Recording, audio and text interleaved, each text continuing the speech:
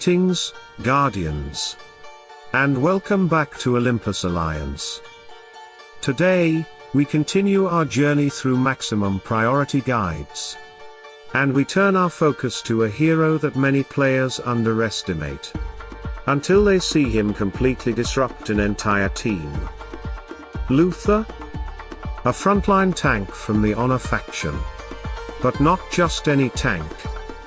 Luther is chaos in motion. He doesn't just stand there absorbing damage. He dives. He disrupts. And he completely breaks the structure of the enemy team. And that alone makes him one of the most unique tanks in the game. Now at first glance, Luther may look simple. Strength-based. Physical attack scaling. Standard frontline role. But the moment the fight begins, everything changes. Because Luther doesn't play by normal tank rules. He jumps. He invades. He forces the enemy team to react. And that is where his true power lies. His abilities are all built around disruption and control. When he engages, he doesn't just deal damage. He stuns nearby enemies, creating immediate pressure in the front line. Then comes the real chaos. He leaps deep into the enemy team, landing behind their formation, forcing enemies to turn, reposition, and in many cases, completely waste their abilities in the wrong direction. And right after that impact, he follows up with a wave of fire, stunning enemies again, this time often hitting the backline. And this is where fights can be decided. Because when your opponent's damage dealers are stunned, facing the wrong direction, or unable to react, your team gains control. And control wins fights. On top of that, Luther has a passive that increases his magic defense, giving him natural resistance against one of the biggest threats in the game. And the best part, that comes without needing additional investment. So from the very beginning, Luther already brings survivability, disruption, and control, all in one package. But here's the key question. How do we build him correctly, without wasting resources? Because Luther is powerful, but only if you invest in the right places. And this is where priority matters. When it comes to skins, the answer is simple. Health comes first. Without hesitation. Without doubt. Without question. Luther's role is to survive the chaos he creates. He dives into the enemy team. He isolates himself. And if he doesn't have enough health, he will fall too quickly. So your first and most important investment is his health skin. Once that is fully developed, then you move into armor. This gives him additional resistance against physical damage, helping him stay alive longer in extended fights. Everything else can wait. Strength, physical attack, secondary priorities. Because if Luther doesn't survive, nothing else matters. Now let's talk about level and talismans. Luther must be at maximum level. No exceptions. Because reaching level 120 unlocks one of the most powerful systems in the game. Talismans.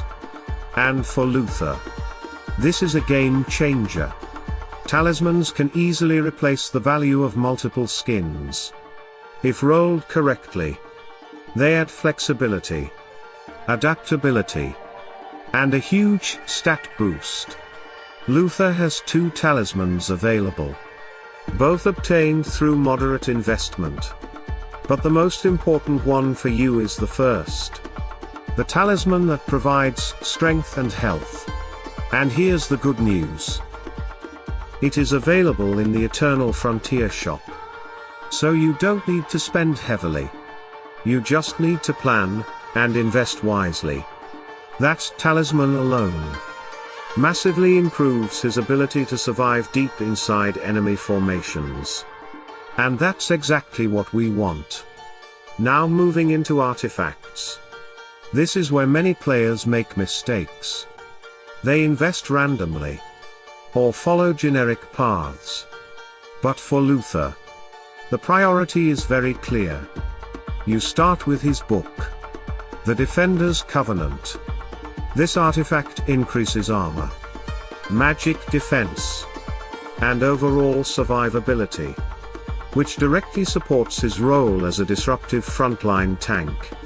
After that, you move into the Ring of Strength, adding more base stats, reinforcing his durability. And if your resources are limited, you can stop there, because those two alone already make him functional. Everything beyond that is optimization. Now let's talk about sparks. Simple. Max them. No hesitation. They increase all primary attributes. And they are one of the most efficient upgrades you can make. Same goes for skills. All skills. Max level. Always? Because every part of Luther's kit contributes to his disruption and control. And weakening any part of that reduces his overall impact. Now, evolution. You don't need absolute star immediately. 5 stars is enough for him to perform effectively. His soul stones are available through shops and chests.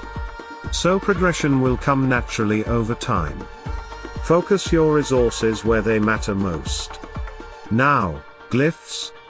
If you have resources, bring them all to level 40. But if you need to prioritize, focus on 3. Health, armor, and magic defense. These 3 define his survivability. These 3 allow him to dive, disrupt, and stay alive long enough to create impact. Everything else is secondary. And here's the beauty of this build. You don't need to max everything. You don't need unlimited resources. By focusing on the right priorities, you make Luther effective at a relatively low cost. And that's what this guide is all about. Efficiency, smart investment, maximum impact. Because at the end of the day, Luther is not about damage. He is not about stats. He is about disruption. He is about breaking formations. He is about turning fights into chaos and giving your team the advantage. And when built correctly, he does exactly that. So Guardians, are you using Luther in your teams? Have you experienced that moment when he jumps and everything falls apart for your opponent? Let us know in the comments below. And as we continue this series, we'll keep breaking down heroes, helping you build smarter, stronger, and more efficiently. Stay tuned, stay sharp. And as always, salute and friendship.